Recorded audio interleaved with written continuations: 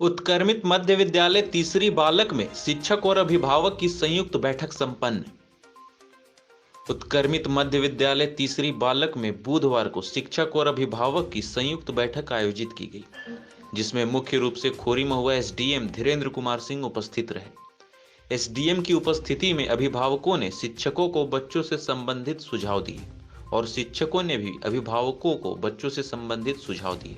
मौके पर मुखिया किशोरी साव, राकेश सिन्हा, पंकज कुमार सिंह, नीरज सिंह सहित अन्य कई लोग मौजूद थे। टाइम के अनुसार पढ़ाई होना चाहिए। बच्चों को देखभाल करना चाहिए कि बच्चे कहाँ निकल रहे हैं। घर से लोग भेज देते हैं स्कूल पर, बच्चे की स्कूल से गेट के बाहर निकल के चलते हैं रोड में। बच्चे को होमवर्क मिलता ही नहीं है।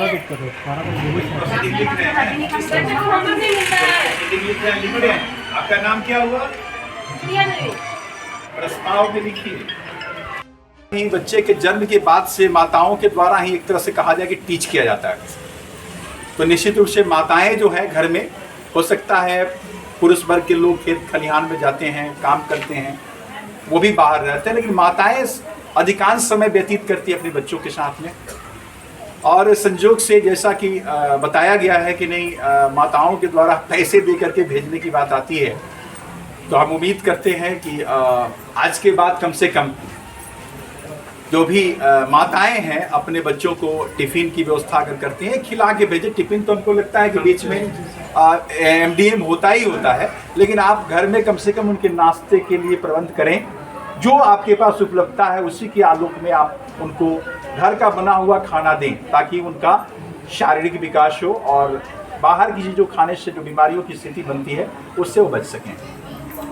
घर में जाने के बाद स्कूल से बच्चों के प्रति आपकी भी जिम्मेवारी कम नहीं हो जाती है कि आपने बच्चे को विद्यालय भेज दिया।